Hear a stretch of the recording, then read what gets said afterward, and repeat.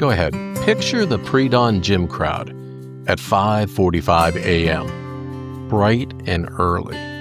The fluorescent lights are harsh against winter darkness outside. Steam rises from coffee cups. The air smells like rubber mats and that sharp bite of industrial disinfectant. A guy in his early 30s is setting up his phone by a bench press. Not for vanity shots, but for something else. There's something about the way he adjusts the angle, checks the lighting, deliberate and thoughtful. You grab your water bottle, maybe glance over. Maybe he's just another fitness enthusiast documenting his workout, right? Or another guy grinding through his morning routine before heading to work. But what if that same person was the one who printed you a map when you were lost? What if he was the friend who stayed on the phone for hours when you needed to talk through your problems? What if he understood something about real strength that most of us completely miss? What if the most extraordinary friend you could ever have was someone whose name you didn't even know? Hi, I'm Steve Rode, and this is True Stories from the Obit Files. A few times a week, I share one real story from a real obituary about someone whose life you never knew about. These aren't celebrities or headliners. They're just regular people who lived extraordinary lives right under our noses. If stories like this matter to you, make sure you're subscribed. I share a new one every Monday, Wednesday, and Friday.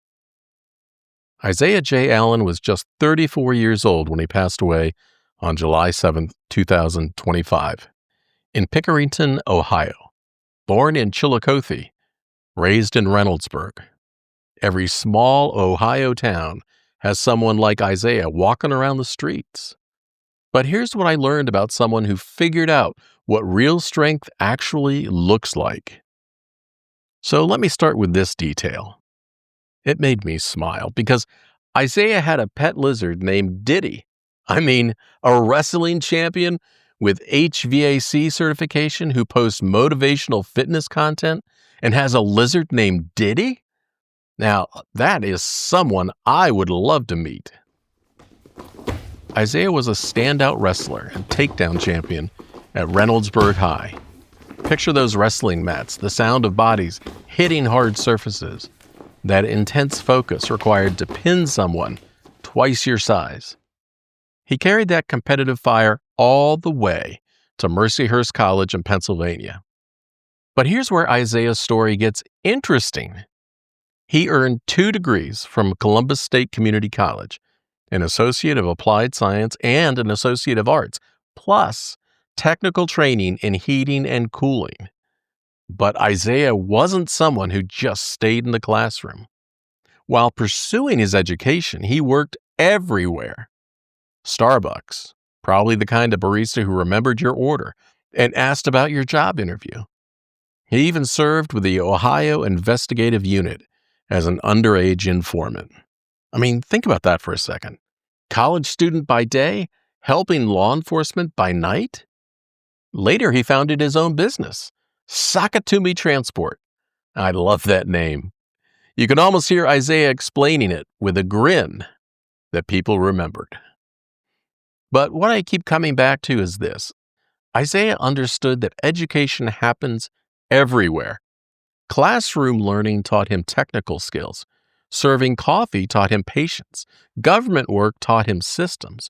And transport taught him that sometimes the longest drives make the best conversations.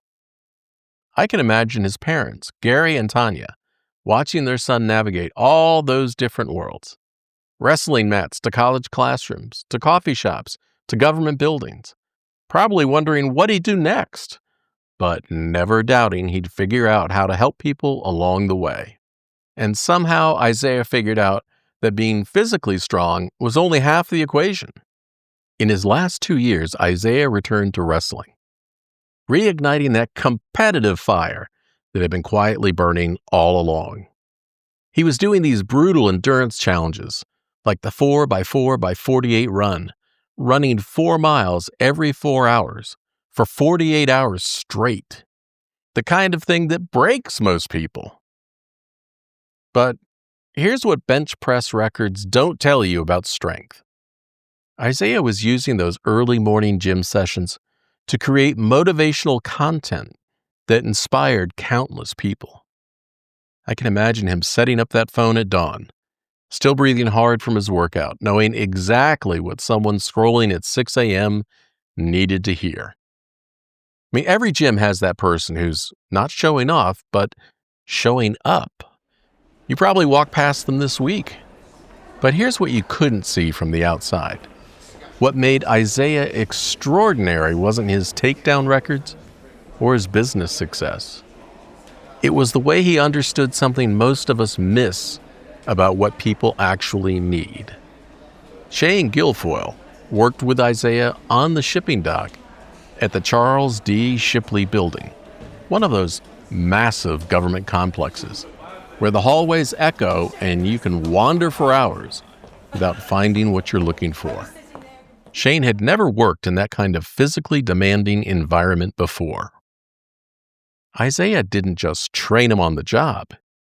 He walked around with Shane. He introduced him to people, explained directions. Shane said, in a way I could understand.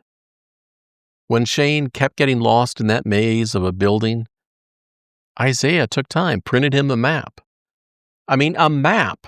Think about that, taking time to print someone a map because you noticed they were struggling to find their way. But here's what really shows you who Isaiah was. When he eventually moved on from that job, he didn't just leave Shane to figure out things alone. Isaiah made sure his brother Gary would take his place. Shane said Gary turned out to be one of the most upstanding gentlemen I'd ever met, and we became fast friends. Isaiah didn't just help people in the moment. He built systems of care that continued even after he was gone. That's someone who understood that kindness isn't just about what you do, it's also about what keeps happening because you were there. Because here's what Isaiah understood that most of us miss. Sometimes people aren't just lost in buildings. They're lost in life. And sometimes what they need most is someone strong enough to stick around and help them figure out where they're going. And then make sure someone else will be there when you can't be. Every workplace has someone who remembers your first day when you've forgotten theirs. For a lot of people, that was Isaiah.